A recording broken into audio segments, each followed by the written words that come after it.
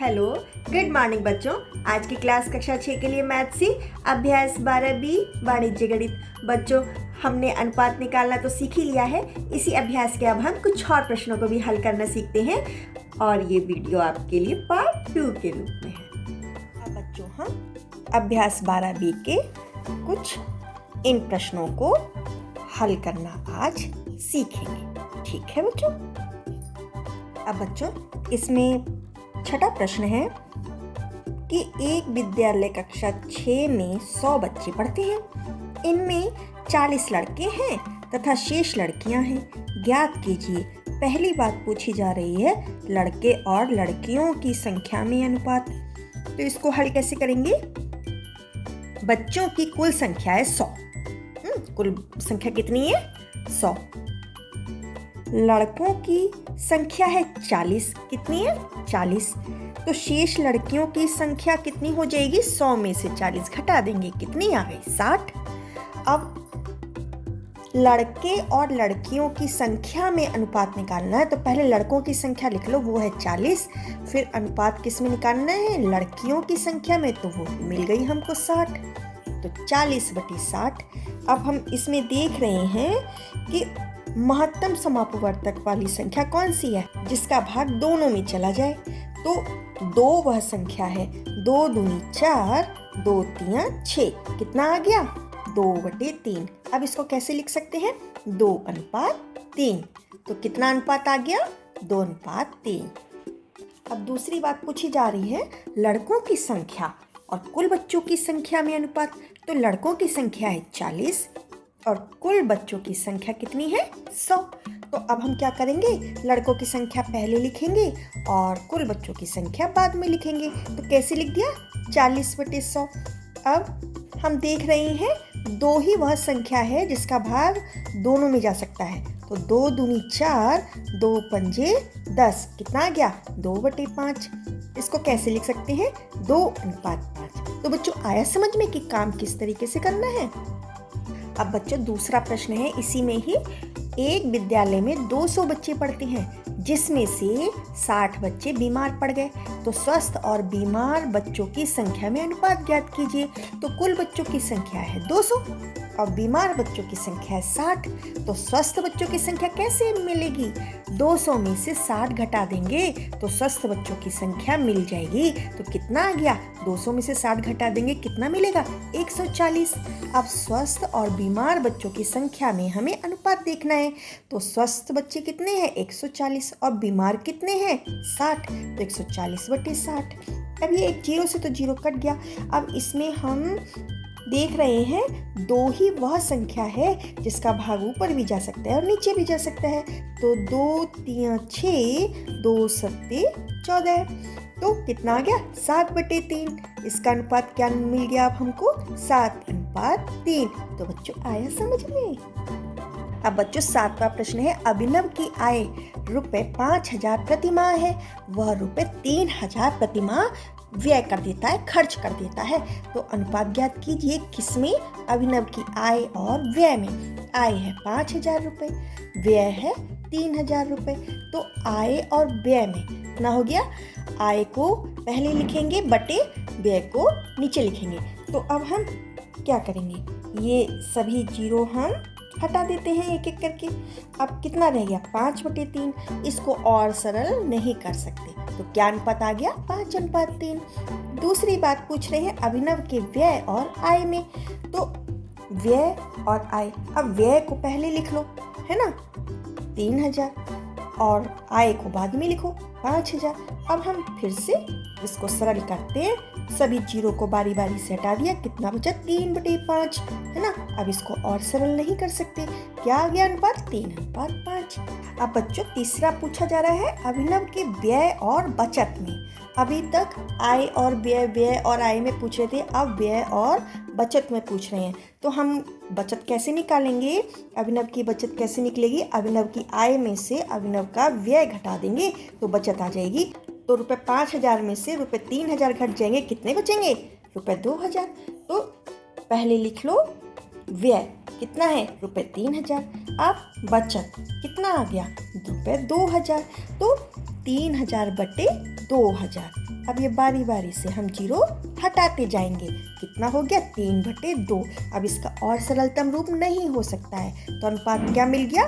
3:2। बच्चों, 8वां प्रश्न हम बुक में ही समझते हैं। निम्नांकित को अभ्यास पुस्तिका पर लिखिए, फिर रिक्त स्थानों की पूर्ति कीजिए। तो जैसे कि 8/4 है बराबर ऊपर रिक्त स्थान है नीचे बटे 32। तो हम ना जो हमें मिल गया है हम उसको देखेंगे पहले। तो 4 के पहाड़े में 32 कब आता है? सोचो सोचो। 4 अट्ठे 32, 8 बार आता है। तो अब हम ऊपर देखेंगे कि 8 बार में कितना आता है। तो 8 अट्ठे 64। कितना आ जाएगा? 64। क्या बन गया? 64/32। अब इधर देखो, इधर है। अब इधर से तो हमारा नहीं बन पा रहा है। ऐसे देखें तो 25/50। तो कितना हो जाता है? 25 के पहाड़े में 25 ही कम 25, 25 दूनी 50। तो ऐसा कौन सा पहाड़ा जिसके दूने में 8 आ जाए? तो सोचो सोचो। 4 दूनी 8। कितना हो गया? 4/8। अब इसको देखो। अब हम ऐसे भी देख सकते हैं और ऐसे भी देख सकते हैं। तो ऐसे देख लो, 16 तिया 48। तो 4 में 3 बार में क्या आएगा? तो 4 तिया 12। कितना हो गया? 48/12। अब इसको देखो, जैसे 36 दूनी 72 है ना। तो कौन सा पहाड़ा पढ़े कि उसकी दूसरी बार में 12 आ जाए? 6 दूनी 12। तो यहाँ पे कितना आ गया? 36/6। ठीक है। अब 9वां प्रश्न है, निम्नांकित चित्रों में छायांकित भाग का अछायांकित भाग के अनुपात को सरलतम रूप में लिखिए। तो छायांकित भाग कितना है? 1 2 3 4 5 6। कितना है? 6 बटे अछायांकित भाग कितने हैं? 1 2 3 4 5 6 7 8 9 10। ठीक है। अब कौन सी संख्या है जिसका भाग ऊपर और नीचे दोनों तरफ जा सकता है? तो वह संख्या है 2। 2 तिया 6, 2 पंजे 10। कितना आ गया? 3/5। तो सरलतम रूप कितना हो गया? 3:5। इसको देख लो, यहाँ छायांकित भाग कितने हैं? 2 बटे अछायांकित कितने हैं? 1 2 3 4 5 6। ठीक है। तो सरलतम रूप करो। 2 एकम 2, 2 तिया 6। कितना आ गया? 1/3। कैसे लिख सकते हैं इसको? 1:3। अब बच्चों 10वां प्रश्न है, सुहानी और पलक के बीच ₹80 को 3:2 में बांटिए। तो इस तरीके के सवालों को करने के लिए, प्रश्नों को समझने के लिए हमें क्या करना पड़ता है? अनुपातिक योग निकालना पड़ता है। तो अनुपातिक योग कितना है? 3 + 2 = 5। तो अब हम क्या करेंगे? 3/5 मतलब 3/5 गुणा 80। तो कितना? 5 एकम 5। अब 5 एकम 5, 3 बचा 5 6 30। ठीक है। अब 16 की गुणा 3 में कर दो। 16 तिया 48। तो सुहानी को कितने रुपए मिलेंगे? 48 रुपए मिलेंगे। इसी तरीके से आप पलक का देखो। पलक का कितना है? 2 हिस्सा है। तो 2/5 गुणा 80। तो अभी हमने कर लिया 16 पंजे 80।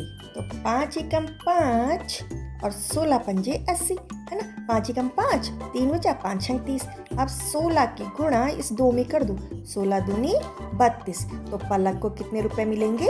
32 रुपए मिलेंगे। ठीक है बच्चों। अब बच्चों 11वां प्रश्न है, एक महिला अपनी बेटी श्रेया और भूमिका में ₹3600 को उनकी आयु के अनुसार बांटना चाहती है। यदि श्रेया की आयु 15 वर्ष और भूमिका की आयु 12 वर्ष हो तो श्रेया और भूमिका को कितने कितने रुपए मिलेंगे? तो हम इसको पहले इसको सरलतम रूप कर लेते हैं। 15:12। तो 15/12। तो इसको कैसे करेंगे?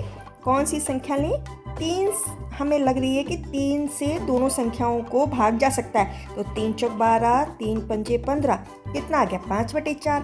अर्थात इसको कैसे लिख सकते हैं 5:4। अब पहले जैसे ही काम करेंगे, दोनों की आयु का अनुपातिक योग निकालेंगे, तो 5 और 4 कितना होता है 9। अब श्रेया को रुपए मिलेंगे कितने 5वां हिस्सा श्रेया के हिस्से में आ रहा है, तो 5/9, 9 अनुपातिक योग निकला था 5/9 गुणा रुपए 3600। तो हम क्या करेंगे 9 से भाग लगा देंगे 3600 में, 9 चौक 36 और ये 2 जीरो ले लिया। 5 की गुणा अब हमें 400 में कर देनी है, तो 2 जीरो लिख लो, 5 चौक 20। कितने रुपए मिलेंगे श्रेया को रुपए 2000। अब भूमिका को रुपए कितने मिलेंगे, भूमिका का हिस्सा है 4, तो 4/9 अनुपातिक योग 9 आया था ना, तो 4/9 गुणा रुपए 3600। फिर से 9 चौक 36 और ये 2 जीरो। अब 400 में कितने की गुणा करनी है, इस 4 की करनी है, तो 2 जीरो लगा, 2 4 चौक 16। तो कितने रुपए मिलेंगे भूमिका को रुपए 1600। तो बच्चों यहाँ पर आपकी अभ्यास कंप्लीट होती है। आई होप कि आपको समझ में आया होगा। Best of luck.